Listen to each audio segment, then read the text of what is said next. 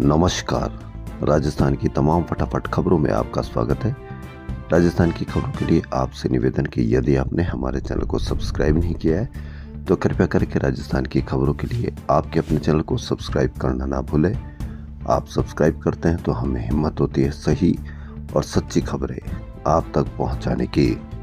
वरना मीडिया में किस तरह की खबरें आप तक पहुंचाई जा रही है उसका आप अंदाजा इस बात से लगा लीजिए कि क्या वह आपके बच्चों की बेरोजगारी के बारे में बात कर रहे हैं, क्या बढ़ती हुई महंगाई के बारे में बात कर रहे हैं, या महंगी होती हुई शिक्षा के बारे में बात कर रहे हैं।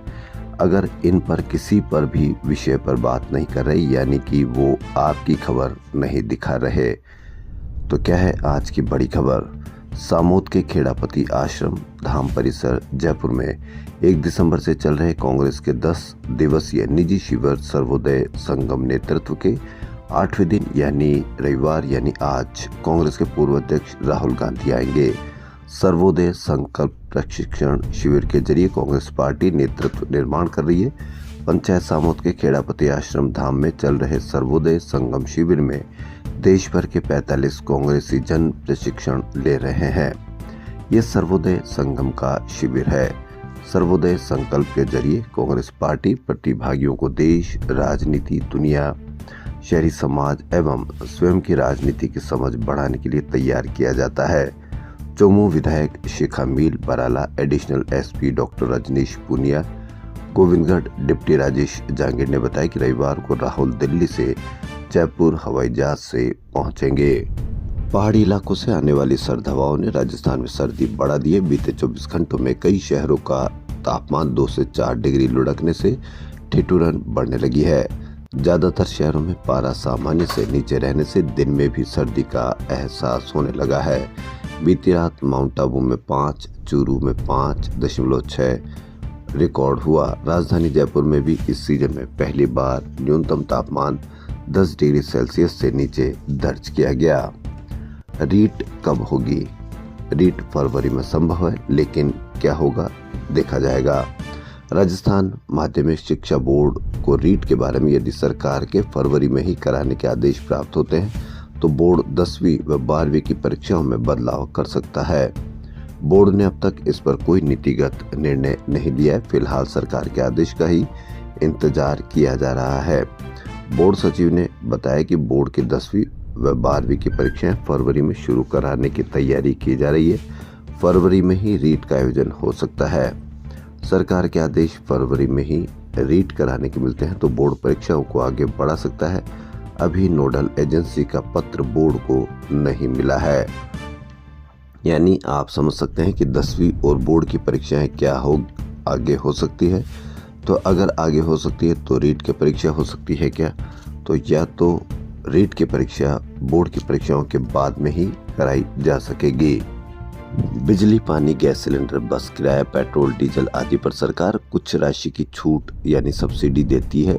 अब उसकी जगह लाभार्थियों के बैंक खाते में सीधे पैसे ट्रांसफर करने की तैयारी है।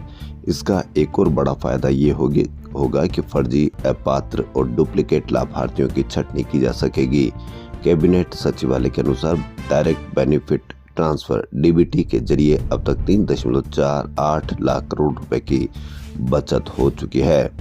दरअसल आरबीआई, कैग और अन्य वित्तीय संस्थानों ने सरकारी खर्च में नॉन मेरिट सब्सिडी पर अंकुश लगाने की सिफारिश की है। वहीं राजस्थान के स्कूलों में अधिशेष शिक्षकों और कार्मिकों के समायोजन को लेकर पदस्थापन आदेश जारी करने का सिलसिला शुरू हो गया। माध्यमिक शिक्षा निदेशालय सहित मंडल कार्यालय और डीईओ कार्यालय से अधिशेष शिक्षकों के पदस्थापन आदेश जारी किए जा रहे हैं। हालांकि अधिशेष शिक्षकों के समायोजन से छात्र छात्राओं की पढ़ाई पर ज्यादा असर नहीं पड़ेगा। शिक्षा विभाग की गाइडलाइन के अनुसार 80% सरप्लस शिक्षक यथास्थान पर समायोजित हो जाएंगे। जयपुर में लगातार लेपर्ड आने के सिलसिले से लोगों में भय बढ़ता जा रहा है। जयपुर के विद्याधर नगर में शनिवार को एक लेपर्ड आ गया। उसने लोगों पर हमला भी किया। इससे 5 घंटे दहशत की स्थिति बनी रही। इस दौरान लेपर्ड ने 3 लोगों को घायल भी कर दिया। इनमें 2 स्थानीय और 1 पुलिस अधिकारी शामिल है।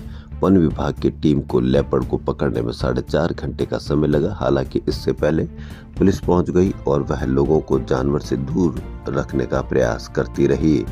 शहर के विभिन्न इलाकों में बार बार लेपर्ड के आने से सवाल उठने लगे हैं कि उन्हें कैसा रोका जाए या कैसे उनको पाबंद किया जाए।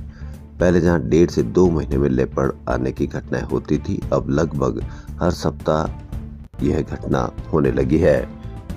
वरिष्ठ अध्यापक भर्ती परीक्षा 2022 सहित विभिन्न भर्तियों में पकड़े गए फर्जी और डमी अभ्यर्थियों के प्रकरण के बाद गड़बड़ी रोकने के लिए आरपीएससी और कार्मिक विभाग एक और नवाचार कर रहा है। आयोग ने भर्ती परीक्षाओं की काउंसलिंग प्रक्रिया में बदलाव किया है। भर्तियों की काउंसलिंग अब संबंधित विभाग से कराने का फैसला किया है। इसकी शुरुआत भूजल विभाग में एएन के पदों की काउंसलिंग से होगी। आयोग द्वारा समीक्षा और प्रतियोगी परीक्षाओं के पदों के 3 गुना अभ्यर्थियों के परिणाम जारी करने के बाद पात्रता की जांच आयोग कार्यालय में ही कराई जाती थी। अब भर्तियों की काउंसलिंग आयोग में ही कराई जाए। अब आयोग इस कार्य को सीमित करा और जिस विभाग की भर्ती निकली है, परीक्षा के बाद उनके अभ्यर्थियों की काउंसलिंग उसी विभाग से कराई जाएगी। रणथंभौर टाइगर रिजर्व में 12 दिसंबर तक बुकिंग बंद रहेगी। राइजिंग राजस्थान के चलते ये फैसला लिया गया है। रणथंभौर आने वाले डेलीगेट्स के लिए 10 जिप्सी और 16 कैंटर रिजर्व में रखे गए। राइजिंग राजस्थान ग्लोबल समिट में आने वाले देशी विदेशी डेलीगेट्स को राजस्थान के वन्य जीव क्षेत्रों से वाकिफ करवाने के लिए वाइल्ड लाइफ सफारी करवाई जाएगी। वहीं संगरिया झालावाड़ के सांगरिया के राजकीय उच्च माध्यमिक स्कूल में शुक्रवार को सफाई करने के दौरान सर्पदंश से छात्रा की मौत हो गई। नाराज लोगों ने शनिवार को स्कूल के बाहर छात्रा का शव रखकर 5 घंटे तक प्रदर्शन किया। लोगों का कहना था कि प्रिंसिपल ने सफाई नहीं करने पर वार्षिक परीक्षा में कम नंबर देने की धमकी दी थी। प्रशासन ने घटना के लिए जिम्मेदार 11 कर्मचारियों को एपीओ कर दिया। एक बहुत ही शानदार खबर, आरयूएचएस हॉस्पिटल और जयपुर के डॉक्टर्स अब नहीं कर सकेंगे निजी प्रैक्टिस। ये बहुत ही सराहनीय पहल है और इससे जो सीनियर डॉक्टर्स हैं वो ध्यान देंगे अस्पतालों पर। जी हां, Rajasthan university of health science के डॉक्टर्स अब निजी प्रैक्टिस नहीं कर सकेंगे। राजस्थान में ऐसा पहली बार होगा कि किसी सरकारी अस्पताल के डॉक्टर्स की घर पर प्रैक्टिस पूरी तरह से बंद होगी। इसके लिए सभी डॉक्टर्स को नॉन प्रैक्टिस अलाउंस दिया जाएगा। अब तक डॉक्टर्स के लिए यह सुविधा ऐच्छिक थी। जो एनपीए नहीं लेते थे वे घर पर प्रैक्टिस कर सकते थे, लेकिन हाल ही में आरयूएचएस बोर्ड और डायरेक्टर की बैठक में तय किया गया कि आरयूएचएस के डॉक्टर्स घर पर प्रैक्टिस नहीं कर सकेंगे। सामने आया कि सीनियर अधिकारी और डॉक्टर्स का मानना था कि निजी प्रैक्टिस से सीनियर डॉक्टर का फोकस घर पर अधिक रहता है और अस्पताल में कम। ऐसे में आरयूएचएस ने एम्स के बराबर एनपीए राशि देने का प्रस्ताव वित्त विभाग को भेजा है। एनपीए राशि देने पर सहमति मिलते ही व्यवस्था को लागू कर दिया जाएगा। अब सभी दर्शकों से निवेदन है कि क्या नॉन प्रैक्टिस करना लागू हो जाएगा, यानी निजी प्रैक्टिस लागू नहीं कर सकेंगे, या इस पर सरकार दबाव में आ जाएगी और प्रैक्टिस करने के लिए छूट देनी होगी। राइजिंग राजस्थान इन्वेस्टमेंट समिट को लेकर मुख्यमंत्री व यूडीएच मंत्री ने शहर को सुंदर और साफ दिखाने के सख्त निर्देश दिए थे ताकि निवेशकों के सामने शहर की स्वच्छ छवि जा सके, लेकिन निगम अधिकारियों ने इसे गंभीरता से नहीं लिया। जबकि यूडीएच सेक्रेटरी राजेश यादव खुद 2 बार शहर का दौरा कर चुके हैं। हकीकत यह है कि निगम गंदगी को छिपाने के लिए अब उस पर पर्दा डाल रहा है। बता दें कि 2 दिन बाद राइजिंग राजस्थान इन्वेस्टमेंट समिट शुरू हो जाएगी। इसके लिए निवेशक और पर्यटकों का आना शुरू हो गया। होटल भी लगभग फुल होने लगी है। जिस रूट से सबसे ज्यादा निवेशक एंट्री करेंगे उन 4 जोन मालवीय नगर, जगतपुरा, सांगानेर और मानसरोवर जोन के सबसे बदतर हालात हैं। सड़क के दोनों ओर कचरे के ढेर लगे हैं। ओपन डिपो भी खत्म नहीं किए गए, ये कचरे से भरे पड़े हैं।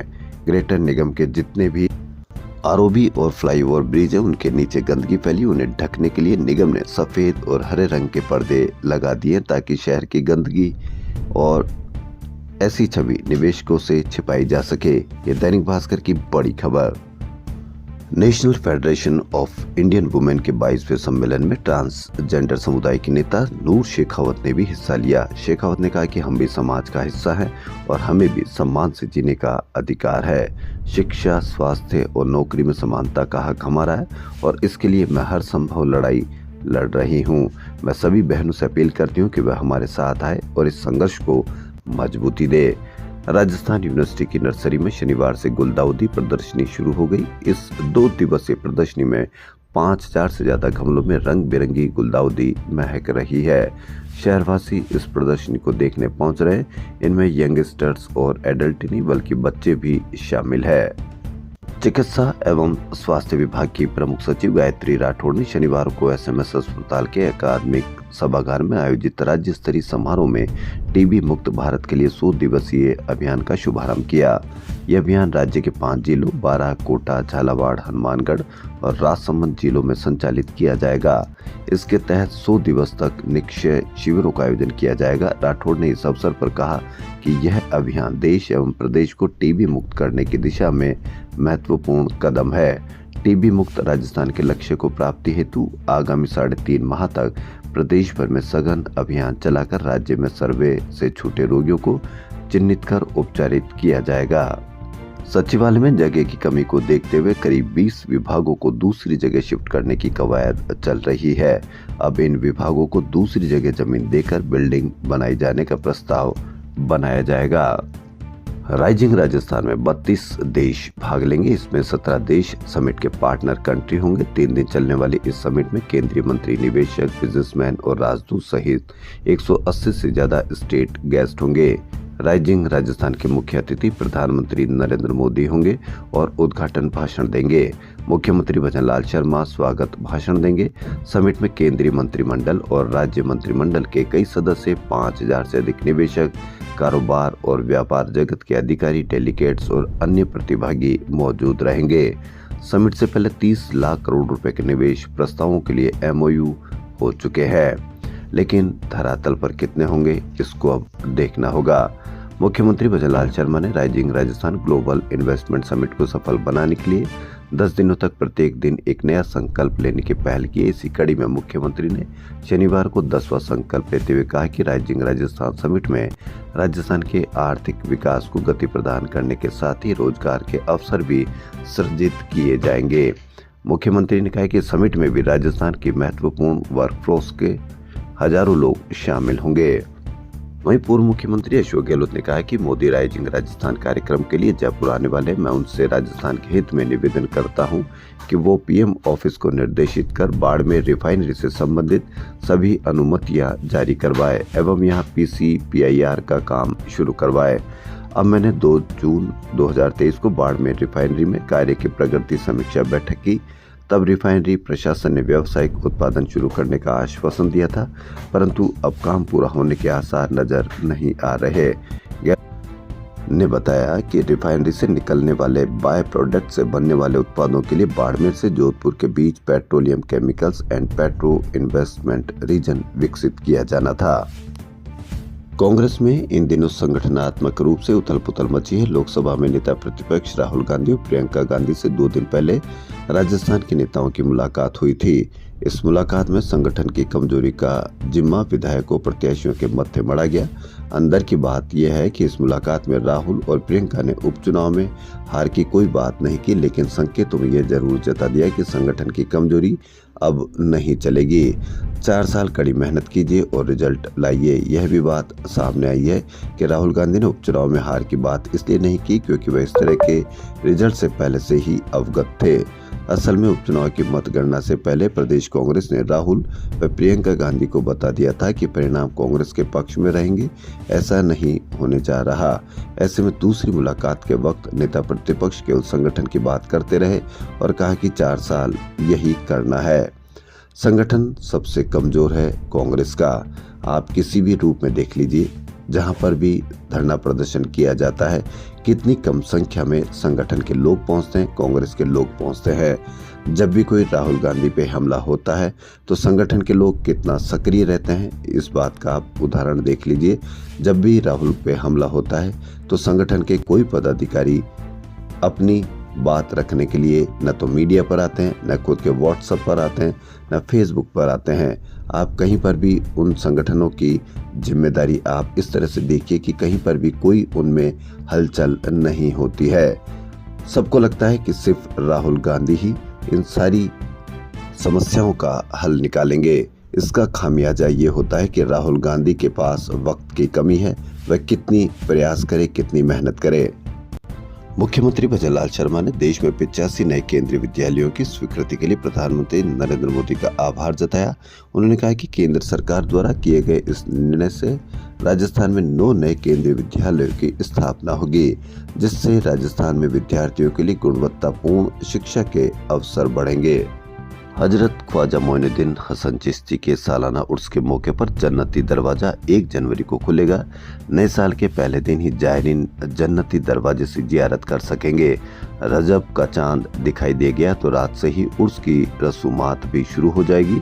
दरगाह नाजिम की ओर से जारी उर्स कार्यक्रम के अनुसार इस्लामी कैलेंडर के जमाती उस सानी महीने की 29 तारीख इस बार 1 जनवरी को आ रही है। परंपरा के अनुसार इस्लामी कैलेंडर की 29 तारीख पर दरगाह में जन्नती दरवाजा खुल जाएगा।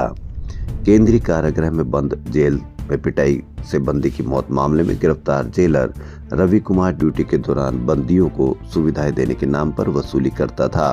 वर्ष 2019 में उसके पास 1 साल के लिए जेल अधीक्षक का चार्ज था। तब करीब 20 लाख रुपए का सुविधा शुल्क उसने वसूला था।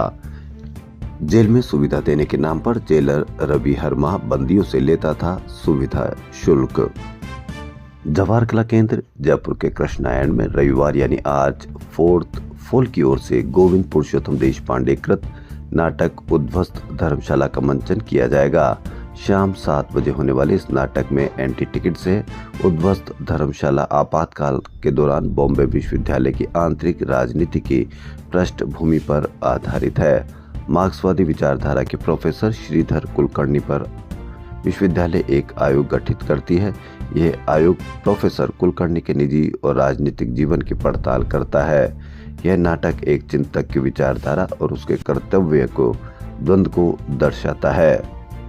एशियाई खेलों की स्वर्ण पदक विजेता और अर्जुन अवार्डी जयपुर की दिव्य कृति सिंह ने सऊदी अरब के रियाद में आयोजित अंतर्राष्ट्रीय ड्रेसाज प्रतियोगिता CDI में शानदार प्रदर्शन किया। इस प्रतियोगिता में अन्य ओलंपिक राइडर से कड़ी प्रतिस्पर्धा का सामना करते हुए दिव्य कृति सिंह ने भारत के लिए सिल्वर और ब्रॉन्ज मेडल जीते।